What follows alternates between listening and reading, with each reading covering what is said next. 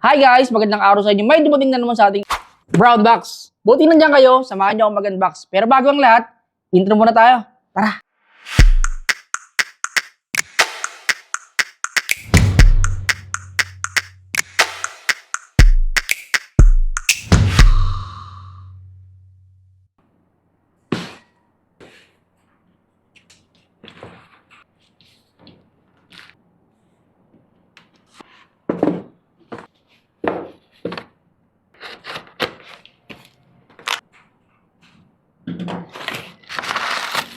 And upon opening the box guys, ito nga may kasama siyang RS-DDR5 na memory with 7200 frequency.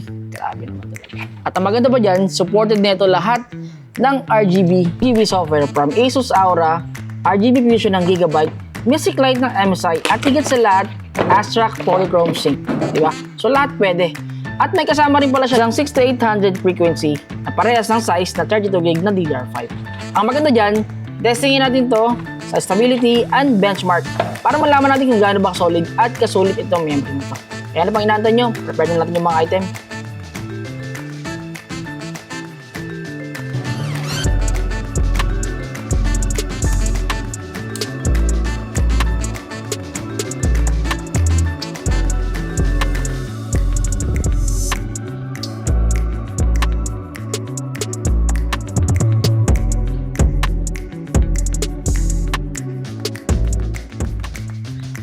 At para naman sa unang testing guys, gumamit kami ng Prime 95 upang malaman kung gaano talaga stable itong ating dalawang memory from Lexar.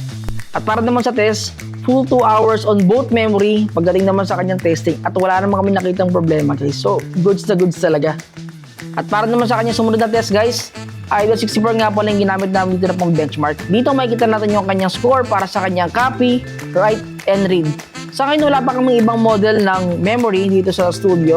Kaya ito na lang muna yung binawa namin benchmark. Dito makikita natin naging result ng 6800 at ng 7200 frequency ng Lexar DDR5 na memory. Mas mataas, mas maganda syempre guys. At doon tatapos yung ating benchmark and unboxing for this two Lexar DDR5 na memory. Again, maraming salamat Lexar for sending this to Lexar DDR5 na memory straight from your HQ. At para sa mga ganitong klase ng unboxing, huwag niyong kalimutan i-follow kami sa aming YouTube, TikTok, at isama nyo na rin yung aming Facebook page. Kaya sa paano, kita-kits tayo susunod na unboxing.